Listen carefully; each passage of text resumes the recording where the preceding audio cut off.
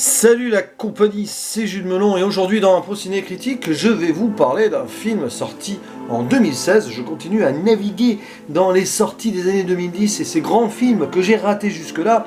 Grand film qui m'a été d'ailleurs conseillé par l'ami Nico Ciné, que je salue, suite à la sortie de 1917. On avait parlé un peu des films de guerre qu'il appréciait, qu'on appréciait, et il m'avait cité celui-ci. Donc hop, je me suis jeté sur ce Tu ne tueras point, ou Hacksaw Ridge en VO, réalisé par Mel Gibson, et avec au casting, alors j'essaye de pas me tromper, mais de mémoire, oui bien sûr, Andrew Garfield, Vince Vaughn, Sam Worthington, pour ne citer que cela, et aussi Hugo Weaving qui joue le père de famille. Et ce film est un biopic, donc basé sur des faits réels et qui raconte l'histoire d'un soldat américain nommé Desmond Doss qui avait la particularité, donc pendant la Seconde Guerre mondiale, d'être un militaire patriote, en gros engagé pour son pays et tout, mais pacifiste, donc qui refusait de tuer les gens, d'où le titre « Tu ne tueras point », hein, voilà, en VF en tout cas, et donc qui a participé à certaines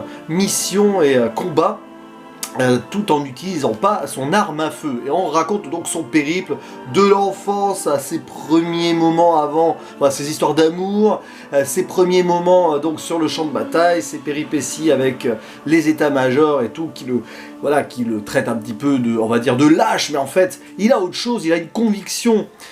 Cette conviction d'ailleurs, c'est qu'il est, alors je sais plus exactement le terme parce que j'ai pas ça sous les yeux, c'est quelqu'un qui, qui est croyant, je crois que c'est un adventiste hein, pour être exact, très religieux, et qui a donc, c'est un objecteur de conscience, hein, c'est ça je crois, j'ai vraiment pas les trucs sous les yeux, là j'ai un vague Wikipédia très lointain mais où c'est pas écrit clairement, et donc c'est pour cela qui refuse toute violence et qui donc ne veut pas ôter la vie. Forcément, un adventiste donc très proche des 10 commandements, et l'un de ces commandements, non, le premier c'est « Thou shalt not kill », tu ne tueras point. Finalement, le titre en VF est pas idiot, mais il prend, on va dire, un contre-pied à celui en VO, en version originale, puisque Hacksaw Ridge, c'est l'endroit, donc, dans la dernière partie où il va combattre, c'est sur des îles, en fait, c'est la bataille d'Okinawa sur des îles japonaises, Seconde Guerre mondiale, après Pearl Harbor, bon bref, on va pas refaire l'histoire, oui, c'est un film historique aussi.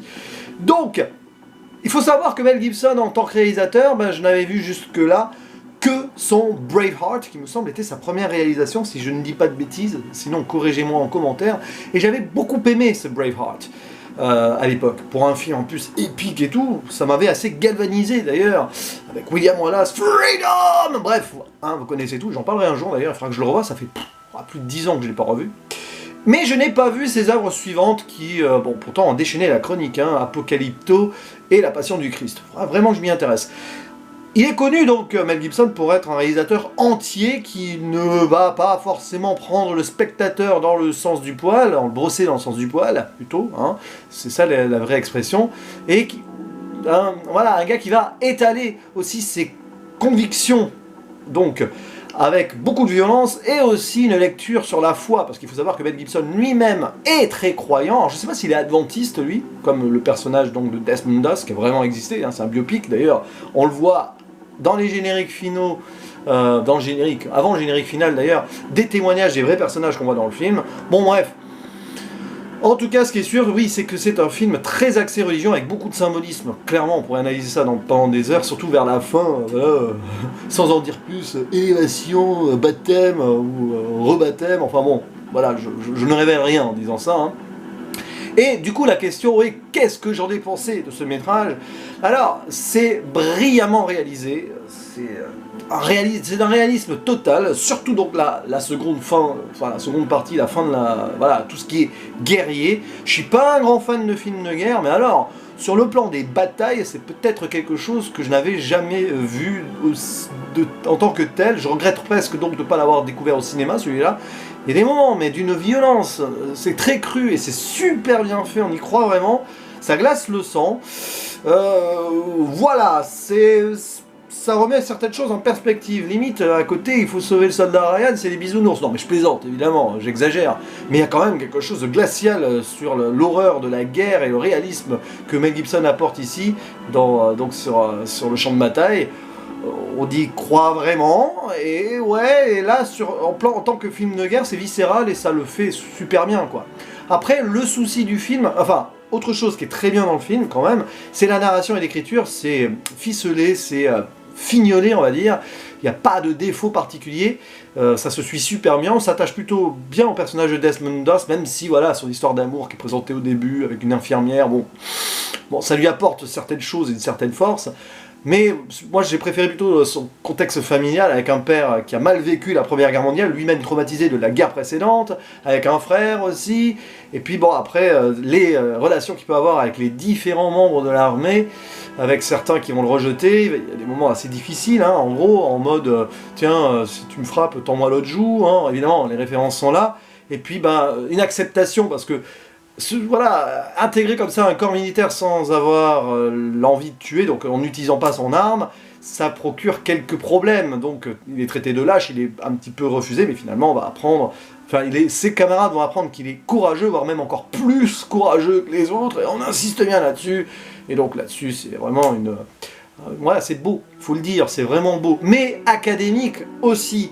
Or, les scènes réalistes de violence, c'est du grand cinéma, grand spectacle, assez basique, qui m'a touché mais sans plus, mais quand même je ressors de là assez intéressé par l'ensemble et donc plutôt positif. Et puis bon, le symbolisme, alors oui, symbolisme religieux, de toute façon dans beaucoup de films américains il y a ça, hein, beaucoup d'œuvres américaines, dans la littérature aussi, mais avec Mel Gibson c'est pas subtil, hein, pas du tout. Donc j'ai parlé baptême, élévation et tout, mais alors, puis bon, le titre français en plus t'en remets une couche, pas malin là-dessus. Mais ouais, c'est que un peu pour peu par moment. Bon, après, c'est le centre même du film, hein, c'est le croyant par excellence qui veut sauver des vies et qui veut ne pas en retirer surtout. Alors voilà, ça traîne ainsi un tout petit peu en longueur, je trouve. Et j'aurais préféré finalement que le film aille plus vite dans le vif du sujet avec cette bataille finale, même si celle-ci après devient plus ou moins redondante à un certain moment, voilà, c'est un peu le paradoxe, mais bon, allez, l'ensemble est quand même fort bien, on va dire, maîtrisé de A à Z, on voit que Mel Gibson est un réalisateur qui sait faire ses films, il n'y a pas de souci, et c'est pour cette raison que je vais mettre un bon 7 sur 10, pas plus, tiens, ça fait pas mal de films que je bloque à 7 sur 10, hein, ces derniers temps, c'est comme ça, c'est un hasard. Et c'est quand même un très bon sur Captain Watch parce que, il faut l'avouer, quand on voit un film comme ça, tu ne peux que saluer le travail des acteurs aussi, de l'équipe technique, même s'il n'y a pas un acteur particulièrement qui m'a marqué. Si, Hugo Weaving est excellent dans le rôle du père, voilà, c'est un père torturé. Andrew Garfield est bon aussi, sans plus, je vais dire, mais surtout sur la deuxième partie, il est quand même très très bon. Voilà, il y a Sam Worthington aussi qu'on avait pu voir dans Avatar. Bon, après, c'est pas non plus l'acteur du siècle à mes yeux. Mais voilà, c'est un film en tout cas que je vous conseille si vous aimez les films de guerre et que vous n'êtes pas passé à côté. D'ailleurs, c'est le dernier film de Mel Gibson à date. Son prochain prévu apparemment en 2020, alors c'est peut-être des rumeurs, serait un remake de The White Bunch, la Horde sauvage, à vérifier. J'ai vu ça sur Sens Critique. Je sais pas si ça a été confirmé. À voir. Bon, un remake. Bon, les remakes en ce moment et tout, hein, Hollywood. Voilà, on va pas faire bien sûr une litanie là-dessus.